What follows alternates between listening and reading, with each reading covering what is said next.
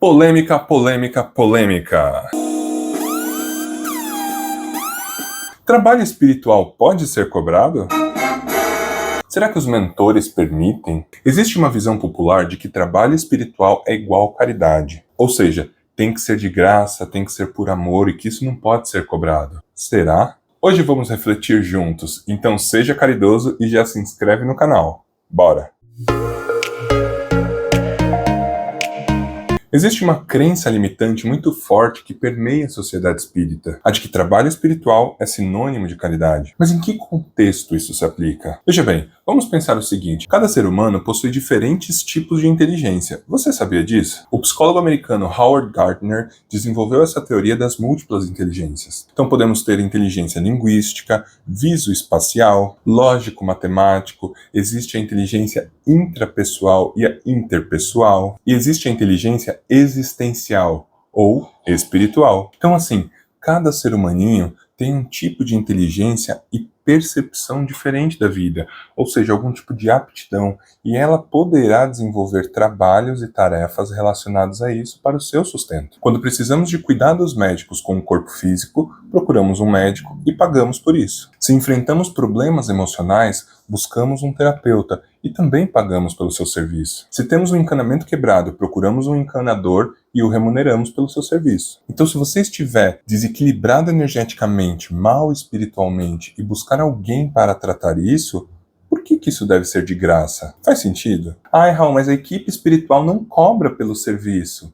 Verdade. No plano espiritual, o tempo é uma grandeza completamente diferente do que é no plano físico. Sendo assim, o tempo e a dedicação das pessoas quando estão encarnadas é muito valiosa. O nosso tempo é breve, precisa ser valorizado. E assim, quando você vai fazer uma cirurgia, você conversa com o médico e paga pelo procedimento. Você não fica perguntando quanto que cada auxiliar vai ganhar ou se precisa pagar por esse serviço. O tempo de trabalho e dedicação do terapeuta holístico em questão deve ser valorizado. São anos de estudos, de prática, até que a pessoa consiga se sentir seguro o suficiente para oferecer esse serviço e ser remunerado por isso.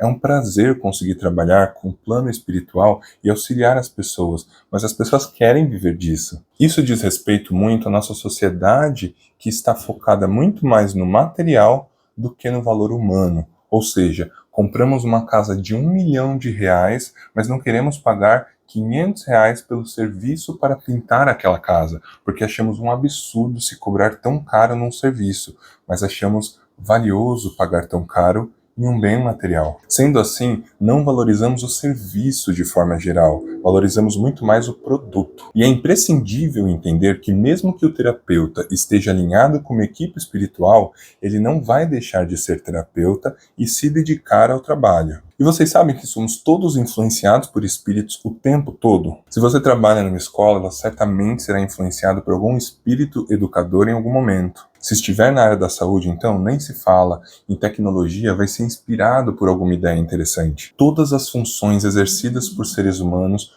possuem uma equipe espiritual de tarefa para auxiliar. São seres que nos inspiram para impulsionar a melhores resultados. Ainda assim, continuamos pagando todo mundo no plano físico sem questionar esse aspecto espiritual. Tá? Menos o pobre do terapeuta holístico que diz que está abertamente trabalhando com uma equipe espiritual. Esse aí não pode cobrar, que é um absurdo. Então vamos aprofundar um bocadinho. Vou começar falando por mim. Eu realizo a mesa vibracional hoje em dia, que é um trabalho que eu faço com uma equipe espiritual. Eu, junto de uma equipe de pleiadianos, fazemos um trabalho de ajuste energético e emocional no campo das pessoas que querem. Eles realizam diversas técnicas como limpeza, reequilíbrio, desobsessão, diversas coisas.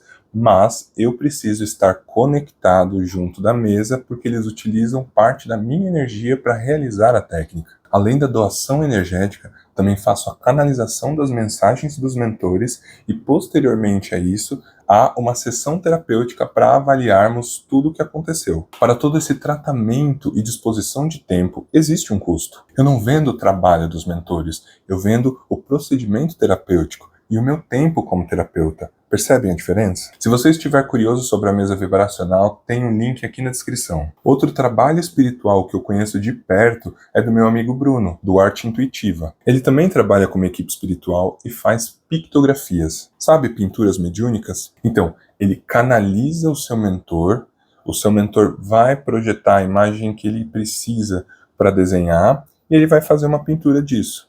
Colocando a energia do seu mentor naquela pintura, acaba criando um portal energético para você com o seu mentor. Por exemplo, eu tenho a minha aqui do Pai Joaquim. Eu amo essa pintura. E no caso, o trabalho espiritual do Bruno cria um produto no final. E como produto físico, tem os custos dos materiais.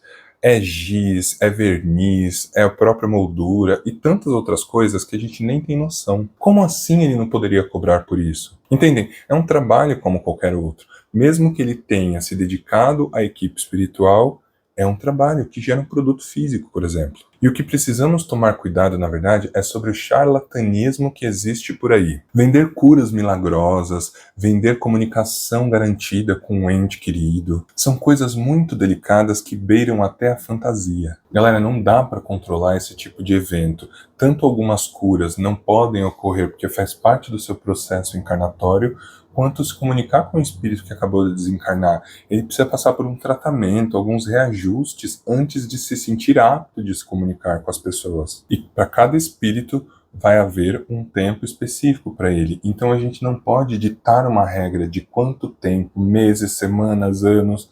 Cada um é cada um. Então dizer que eu posso evocar esse ente querido e fazer uma carta psicografada dele é algo muito complexo. Como que eu vou chamar uma pessoa que está em tratamento, que está estudando, que está fazendo alguma outra atividade lá do outro lado?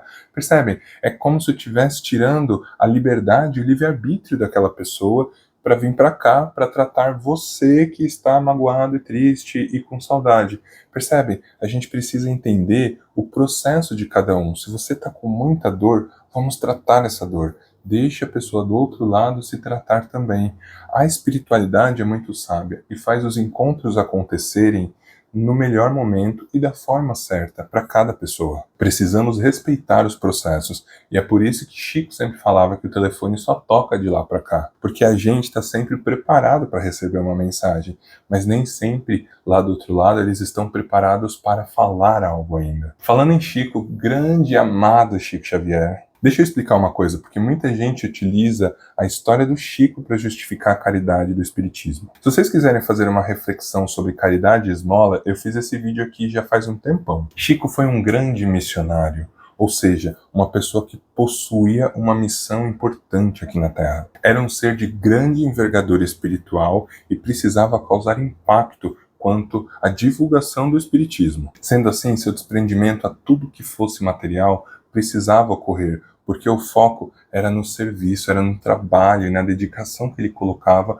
para levar as informações para as pessoas. Chico poderia ter criado um patrimônio milionário se ele quisesse, com seus livros, royalties e tudo mais, mas isso tudo criaria um ruído absurdo diante de todo o trabalho que ele estava se dedicando e de todo o dinheiro que ele poderia fazer. Haveriam pessoas materialistas que iriam falar que o trabalho dele seria para ganhar dinheiro. Então Chico se abdica de toda a parte material para focar puramente no propósito do trabalho espiritual. Era uma outra época em que as pessoas ainda engatinhavam espiritualmente, então os eventos que Chico trouxe eram necessários para chamar atenção quanto ao espiritismo. Hoje as pessoas de forma geral já possuem maiores noção do que é espiritualidade, então o foco no trabalho deve ser pela busca de transformação individual. A questão financeira acaba ficando apenas como uma moeda de troca. E assim, galera, o que mais tem por aí são pessoas que fazem serviços de graça, trabalhos de caridade. Você pode buscar casas espíritas, centros de umbanda que fazem um trabalho voluntário incrível e gratuito. E aí você vai perceber que são médiuns incríveis que fazem um trabalho voluntário em um dia e horário específico, mas que fora dali são terapeutas e cobram pelo seu tempo e serviço executado. E quando cobramos pelo serviço, as pessoas se dedicam mais. Eu tenho uma amiga que fazia um trabalho voluntário de terapia, onde ela conversava com as pessoas. E volta e meia ela reclamava para mim que as pessoas marcavam e faltavam em um serviço de graça. Então ela começou a cobrar um valor irrisório, mas cobraram um valor em dinheiro, e aí as pessoas pararam de faltar. Por quê? porque elas valorizavam o dinheiro delas. Elas não valorizavam o tempo e nem o serviço, apenas o dinheiro. Então faz parte do processo atual de que o dinheiro seja uma moeda de troca para que as pessoas foquem e valorizem as coisas. Isso também separa as pessoas que são curiosas e melindrosas das que estão verdadeiramente focadas em se tratar. Vou contar uma história para vocês. Logo no começo, quando eu fazia a mesa, eu tinha divulgado em alguns grupos para as pessoas começarem a conhecer. E uma moça me perguntou o que fazia aquela mesa, porque ela passava por uma doença muito curiosa e que ela sofria muito, que ela já tinha pensado até em tirar a própria vida e tudo mais. Conversei com ela, senti no coração e falei, vamos fazer essa mesa?